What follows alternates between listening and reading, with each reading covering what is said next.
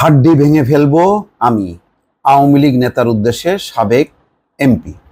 দর্শক, এই যে সাম্প্রতিক সময়ে যে বিভিন্ন জায়গায় যে সমস্যাগুলো এখন চলছে, একেবারেই আভ্যন্তরীণ অন্তকন্দ। রাজশাহীতে দেখেন সেই খালিদুজ্জামান লিটন আর সাবেক পররাষ্ট্র প্রতিমন্ত্রী শাহরিয়ার আলম মুখোমুখি অবস্থা, অবাঞ্ছিত ঘোষণা, কুশপুত্তলিকা দাহ, সব ঘটনাই ঘটেছে রাজশাহীতে। তো তখনই বলছিলাম যে এই ঘটনাগুলো কিন্তু শুধু রাজশাহীতে সীমাবদ্ধ নেই, নানা জায়গায় ছড়িয়ে গেছে। চট্টগ্রামে দেখেন একই অবস্থা, মুস্তাফিজুর রহমান ও আব্দুল গফুর দুইজনের ছবি, এবং সেখানে মুস্তাফিজুর রহমান চৌধুরী সাবেক এমপি বাঁশখালীর, তিনি হুমকি দিচ্ছেন উপজেলা আওয়ামী লীগের সাধারণ সম্পাদক আব্দুল গফুরকে যে তার হাড় ভেঙে ফেলবেন। আচ্ছা, মুঠোফোনে আব্দুল গফুরকে অকথ্য ভাষায় গালিগালাজ করার অভিযোগ উঠেছে। মুস্তাফিজুর রহমান চৌধুরী বর্তমান উপজেলা আওয়ামী লীগের সভাপতি।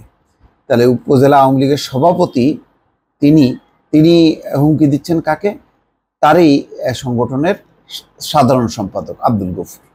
তাহলে ওই অঞ্চলের আভ্যন্তরীণ অবস্থা বোঝেন আওয়ামী লীগের ভেতরে। গত 30শে জুন সন্ধ্যায় মুঠোফোনে হুমকি দিয়ে গালিগালাজ করা হয় বলে আব্দুল গফুর স্বীকার করেছেন। মুস্তাফিজুর রহমানের সঙ্গে আব্দুল গফুরের কথোপকথনের অডিও রেকর্ডটি মঙ্গলবার সকাল থেকে সামাজিক যোগাযোগ মাধ্যমে ছড়িয়ে পড়েছে।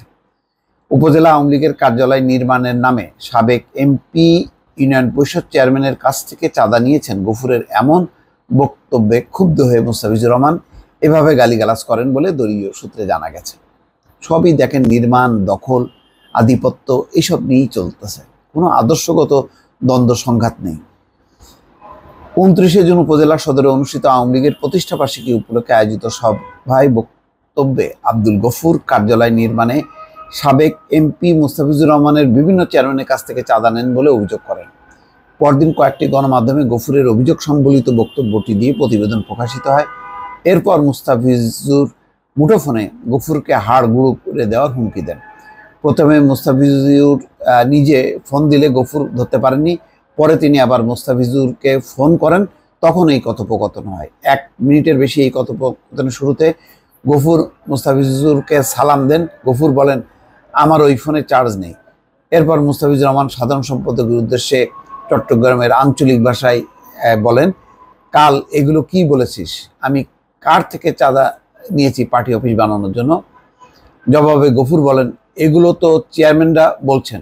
উত্তেজিত হয়ে গালি দিয়ে মুস্তাফিজুর রহমান বলেন, চেয়ারম্যানরা বলছে আমার কাছ থেকে জিজ্ঞাসা করবি না? প্রমাণ দে না।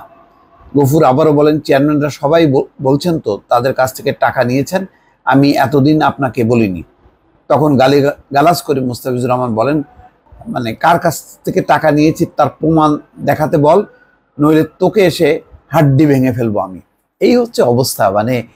দলের নেতায় যে বিরোধ, চাঁদা, দখলবাজি, তারপরে খবরদারি, আধিপত্য বিস্তার, এই সমস্ত নিয়ে যে পরিস্থিতি আওয়ামী লীগের অভ্যন্তরীণ, এটি খুবই বিষাক্ত। এবং এই যে নির্বাচনের সময় যে বিভিন্ন গ্রুপে বিভক্ত হয়ে একই দলের ব্যানারে তারা যে নির্বাচন করছেন, এর ফলে সম্পর্ক উন্নয়ন দূরের কথা, গণতান্ত্রিক যেই মন মানসিকতা, সেগুলো উন্নত হচ্ছে না, বরং আরো আভ্যন্তরীণ কোন্দল সংঘাত বাড়ছে। দর্শক, ভালো থাকবেন।